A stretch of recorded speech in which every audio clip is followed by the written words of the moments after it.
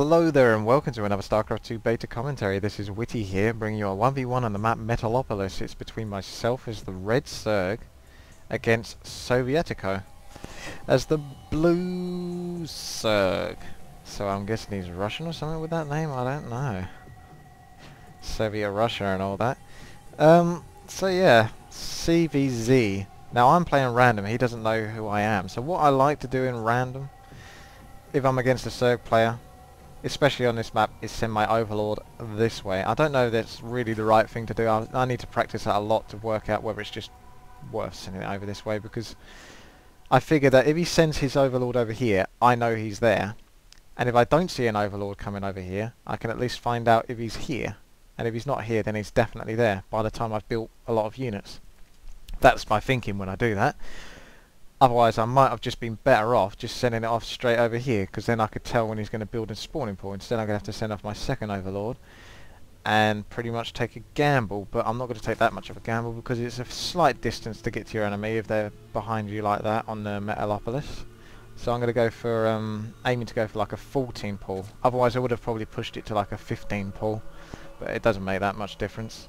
Obviously, with the advantage of him having these Overlord in my base and me not having an Overlord in his base, he can see when I build a spawning pool and what I'm going to be doing.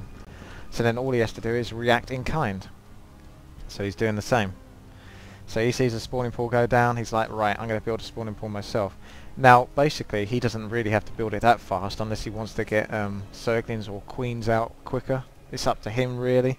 But if it was me, I would have built the spawning pool probably about 15 to 20 seconds after I saw the enemy build it, because it's probably a good 30 to 40 seconds to get from one base to the other here. So you don't. So if I send off my Zerglings as soon as I get them, as long as he's built that spawning pool like 20 to 30 seconds afterwards, his Zerglings should be able to meet my Zerglings around about here, which means he can defend himself quite comfortably, rather than having to deal with Zerglings inside of his base because he built his spawning pool too late. You don't have to build it that much later, just a little bit later. Now the reason I'm getting the extractor here early as well. I basically didn't get it that early, but I built it as soon as I started building the spawning pool because I really want to practice with this. Clearly I could have built it a bit earlier, because what I want to do is this. That's it. Metabolic boost is awesome ability that Zerglings have. It basically makes Zerglings fantastic. I mean, they're already pretty damn good, but when they get that speed, you get so much control of the map and just everything in general. You can hit run so much more confidently and get your Zerglings out in time in case you get in trouble, because that metabolic boost is being researched. It takes a while. I'm not sure how long. I think it's 60 seconds at least, 80 seconds probably, something like that.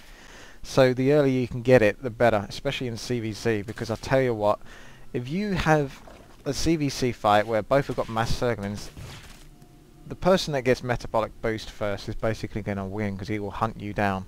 And then, especially in a situation where you're having to run from him, and then suddenly his metabolic boost researches, and he's got that speed upgrade, you've basically almost lost the game right there. So he's gone for an early hatchery.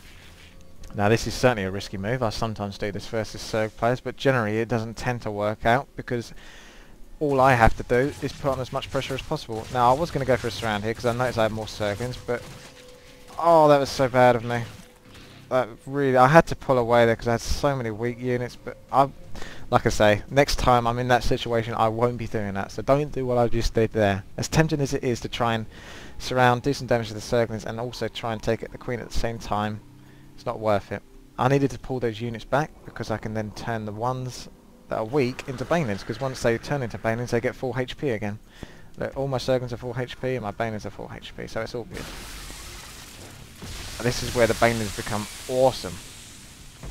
Now Banelings can be beaten, but you need incredible micro first as another Zerg player as Zerg. All I have to do here is stand my Zerglings, by the way, outside of those eggs that were hatching, and then press stop, because as soon as these Zerglings come out, my Zerglings harass and basically kill them before you can even get control of them. That's another little tip. Yeah, the Banelings things, if you have incredible micro, you can sort of run your Zerglings back and then click one of them and throw them into the Baneling, and hopefully it will blow it up.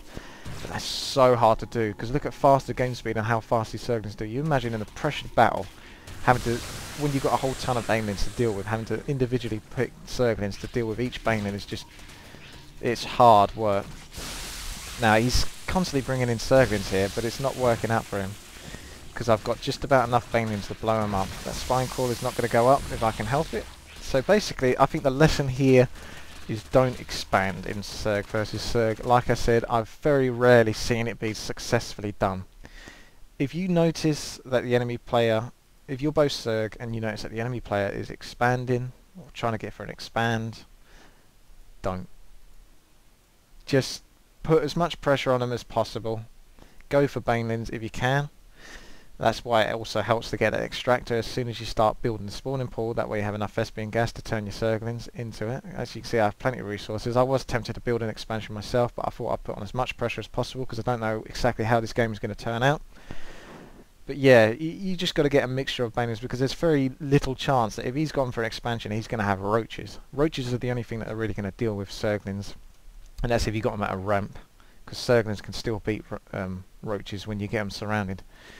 So yeah, I know people like the other Baneling game, and I'm trying to get Banelings into my gameplay as much as possible with Zerg. So it always makes the game a lot more interesting to watch when you've got Banelings. It makes it a lot more tense, a lot more interesting. So much more possibilities, and obviously explosions. Everyone loves explosions. So yeah, I think I'm going to stop yapping now, and hope you enjoy this game. Thank you very much for watching. Please subscribe, rate and comment. Bye for now.